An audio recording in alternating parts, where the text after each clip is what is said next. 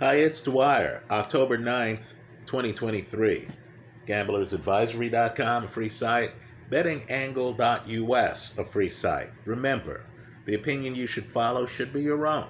Just consider this video to be a second opinion from a complete stranger online. Now, just a few quick thoughts. I'm very glad that Bomac has been allowed to leave the United Kingdom and to come back home to the United States, right? But I want people to be clear on this, right? While I'm glad that the brother got off, you and I know that if he were the average brother, in other words, if he were not a celebrity in boxing, if he were not the trainer of Terence Crawford, there is no way he would have gotten a suspended sentence. Understand what we'll use the word loosely here, accused of. They found not only a gun in his luggage at the airport in this era of terrorism, but they found ammo in his luggage at the airport. Folks, it's a gun and ammo. In other words, there's no defense of, hey man, I was not planning on shooting anyone, right? All I had was the gun. What was I going to use the gun for without bullets? You don't even have that defense. Right here, you're just busted. So understand what happened. At a time of heightened alert, scrutiny in the travel realm,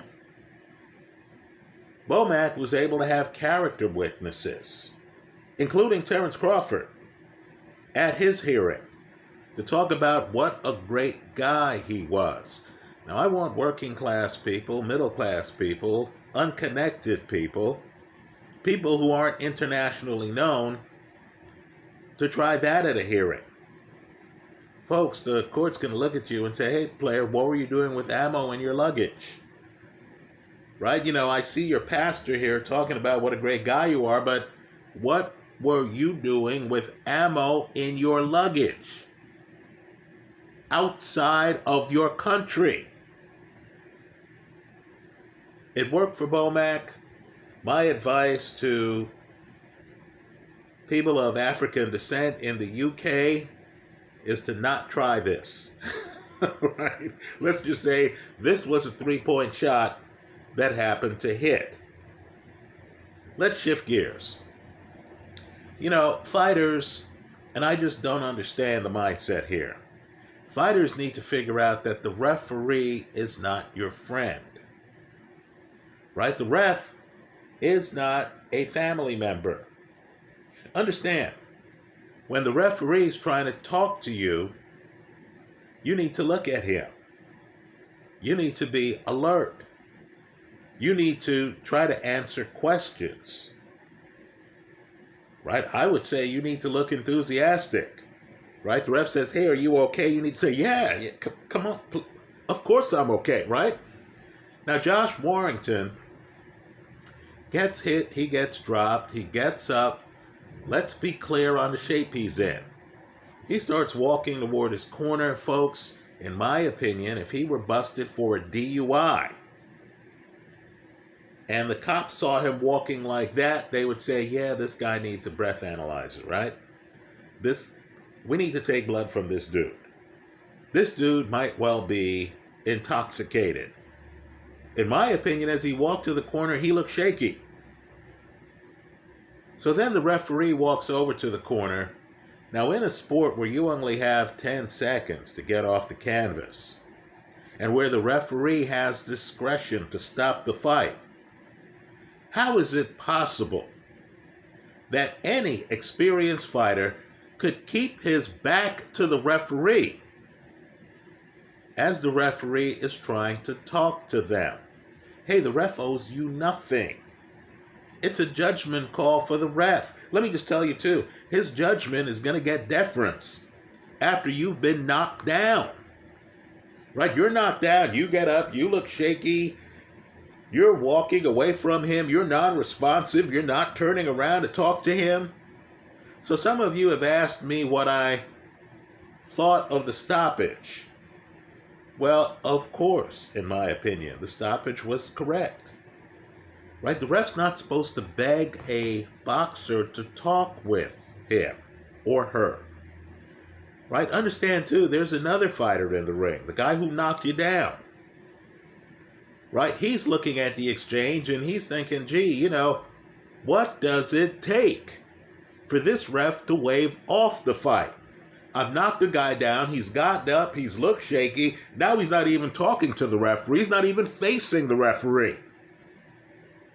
When does the brother get a break here? Well, Wood got the break, and it was deserved. Warrington has only himself to blame. Quite frankly, I'm not interested in hearing from Warrington in terms of how alert he was. To me, that's like a fighter being on the canvas for more than 10 seconds, then after the fight telling you how alert they were on the canvas. Right? He did not respond to the referee when asked to do so. The ref gave him an opportunity to respond. He did not. That's the ball game. To me, it's a proper stoppage. Let me hear from you. If you disagree, and I'm surprised this is even an issue, right? If you disagree, tell us about it in the comment section of this YouTube video. Tell us what the ref should have done. Should the ref have waited for Warrington to talk to his corner and to feel comfortable and confident enough to turn around and actually start talking to him? I mean, understand the level of referee discretion. If the ref says, "How are you doing?" and you slur your words, let's say you're a little bit too anxious. You could be clear-headed, but you're a little bit too anxious. And the ref says, "How you doing?" and you say, "Oh, I'm okay. The ref can say, "Hey, man, this brother's finished.